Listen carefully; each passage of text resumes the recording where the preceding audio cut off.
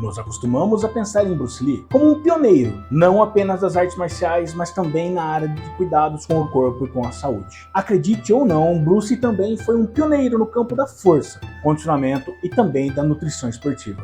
Ele estava disposto a experimentar todo e qualquer tipo de método e modalidades de treinamento diferentes, bem como vários tipos de suplementação que são bastante comuns hoje em dia. E como exemplo, eu posso citar a suplementação com creatina. Ele também se utilizava de estímulos elétricos e muito mais. Com todas as inovações trazidas por Bruce na área da saúde e também do fitness, é bem perturbador descobrir sobre o uso de drogas pesadas associadas a ele, até mesmo por causa das conotações negativas que acompanham o uso dessas substâncias. Há alguns anos atrás foram encontradas cartas escritas pelo próprio Bruce Lee e também por sua esposa Linda para o amigo pessoal e fornecedor Bob Baker, pedindo altas quantias daquele pozinho branco e também de um alucinógeno famoso daquela época.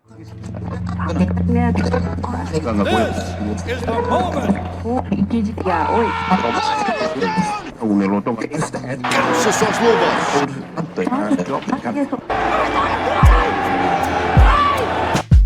Coloque o seu protetor bucal. É bem estranho eu estar fazendo esse vídeo. Não posso negar, tá? Não posso negar de verdade. Bruce Lee norteou a minha infância e meu início nas artes marciais. E foi por causa desse chinês magrelo e baixinho que eu comecei a praticar lutas. Destacar as qualidades e defeitos de Bruce Lee nem sempre é fácil. Bruce era uma pessoa muito difícil e talvez a sua inteligência o deixasse assim. O que era bem óbvio para ele poderia ser algo estudado por dias, semanas e até meses para pessoas como eu e você. E falando em Bruce Lee e artes marciais, olha essa camiseta da Boom Fight Co. Elas são simplesmente incríveis.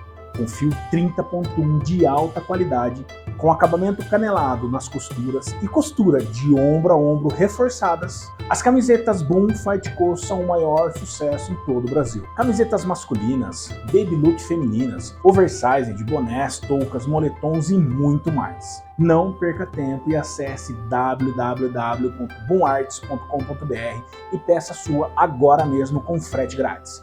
Use o cupom PIOPROTV e ganhe 10% de desconto. Não esqueça, www.boomarts.com.br e use o cupom PIOPROTV para levar tudo com frete grátis e 10% de desconto em todo o site. Mas o que são essas cartas escritas pelo próprio Bruce Lee, recomendando drogas? E por que ficamos sabendo delas apenas no meio de 2021? Essa história, na verdade, veio à tona na primeira semana de julho, quando as cartas foram descobertas em um leilão onde vários itens da coleção de Bob Baker e também da coleção pessoal de Bruce Lee foram colocadas à venda.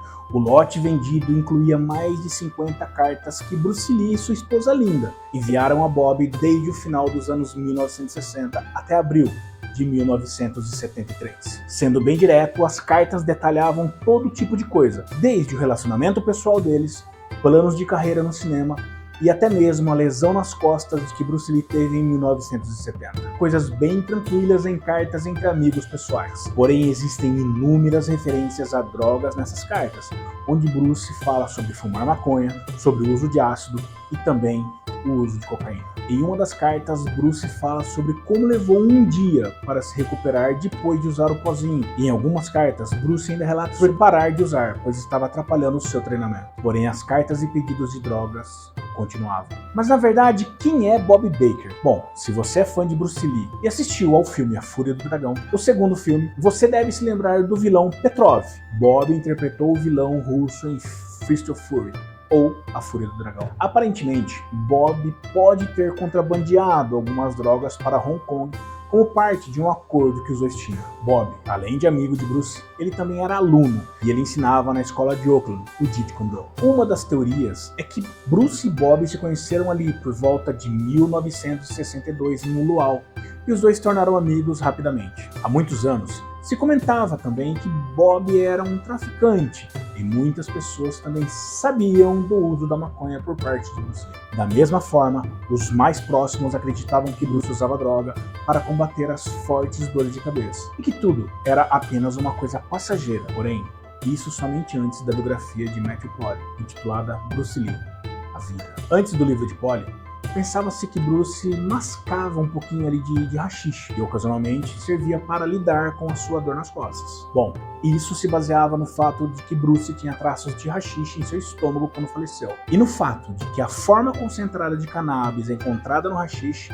pode ser usada como anti-inflamatório, analgésico ou relaxante muscular. No livro, Matthew Polly revelou que Bruce, na verdade, era um fumante frequente de maconha e que ele provavelmente começou a fumar nas festas regada a tudo, proporcionadas pela alta cúpula de Hollywood naquela época. Se formos pensar dessa forma, não comum nos dias de hoje as pessoas se submetem a qualquer coisa para ter uma única chance. Imagine, para um chinês naquela época, ser aceito quando estava tentando se infiltrar nos círculos internos dessas celebridades de primeira linha e que ele estava tentando atrair para se tornarem também seus alunos ou para lhe dar uma chance em algum projeto de filme futuro. A estrela de cinemas da Shaw Brothers, Chang Pei-Pei, disse que Bruce sempre estava cheirando incenso e que essa era uma forma educada de dizer que ele sempre estava cheirando a maconha. Isso pode levantar uma questão. Bruce tinha um problema com drogas?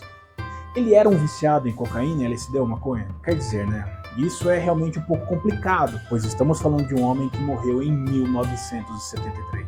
Devemos também levar em consideração que o tratamento dado às drogas era muito diferente lá em 1973 e do que é nos dias de hoje. Muitas celebridades, muitos atletas profissionais faziam uso do pó branco nos anos 70. Mas estamos falando aqui que Bruce Lee estava recebendo cocaína enviada para ele lá na China. Bom, muitas pessoas surtaram com isso lá em 2021, quando surgiram essas evidências.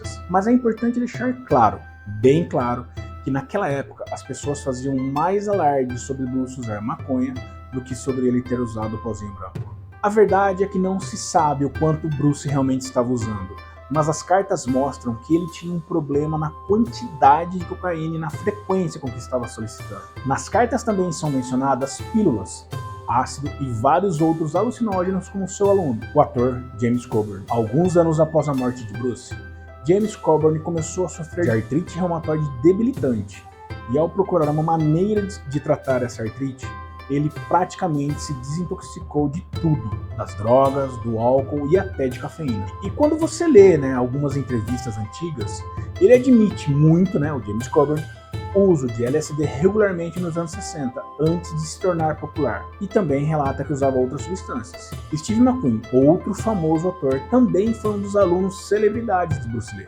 A biografia de Steve McQueen, que foi escrita por sua ex-mulher, alega que ele usava cocaína de forma severa. Agora, com Bruce, as cartas realmente não mencionam nada sobre a cocaína até 1972. Quando Bruce e sua família se mudaram para Hong Kong. Assim como se presumiu que Bruce Lee começou a fumar maconha em ambientes sociais com algumas celebridades, é bem possível que ele também tenha sido exposto a outras drogas como resultado de suas conexões internas em Hollywood. Então, eu não posso realmente dizer em que medida Bruce estava usando a cocaína. Por exemplo, se formos ver agora, John Jones provavelmente um dos 5 melhores lutadores de MMA de todos os tempos, se não o melhor lutador de todos os tempos, metendo a porrada em todo mundo, acabando com todo e qualquer adversário. É um usuário de cocaína, ou era. Bruce talvez estivesse usando apenas um pouco, talvez ele fosse um viciado funcional, ou talvez as coisas realmente estivessem apenas começando a se complicar para ele, pouco antes de falecer. O que se sabe por fontes que estavam ali com ele é que Bruce não parecia estar bem enquanto trabalhava no seu último filme, Operação Dragão. E nos dias que antecederam o lançamento do filme, basicamente se foi afirmado que Bruce trabalhou até exaustão. Bruce teve desmaios nas salas de dublagem e muitas dores de cabeça. E também, assim, para constar, durante as filmagens, Bruce chegou a perder 2 quilos devido ao calor insuportável e também pela umidade que é em Hong Kong. Parece pouco 2 quilos, mas para uma pessoa de 56 quilos e quase nada de gordura no corpo, pode ser fatal. Bruce desmaiou ensaiando para aquela sequência famosa na sala de espelhos, na luta final. E como citado antes, Bruce desmaiou novamente no estúdio, enquanto fazia os trabalhos de pós-produção no filme, algumas semanas antes de falecer no apartamento de Beth Jinpei.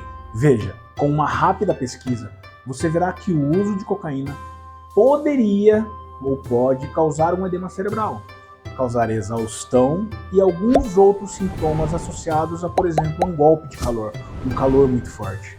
Com isso eu quero dizer que a causa mortes pode sim ser pelo abuso de uso de drogas, mesmo sabendo que muitos poderão discordar. Eu não estou dizendo que o uso de cocaína o levou à morte, mas existe sim a possibilidade de que possa ter contribuído para isso. Agora, por que a sua esposa, Linda Lee, escondeu isso? Essas cartas não eram apenas entre Bruce e Bob. Linda Lee escreveu algumas delas. E parece que algumas dessas cartas descrevem Linda tendo uma balança para poder pesar os envios.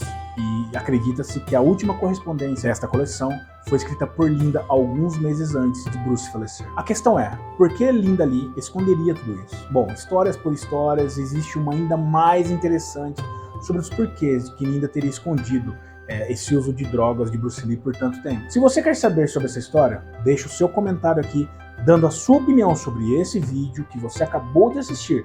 E também comente, eu quero saber. E claro, se o tema for interessante para todos, eu trago ele aqui. Vou te pedir, não deixe de se inscrever no canal.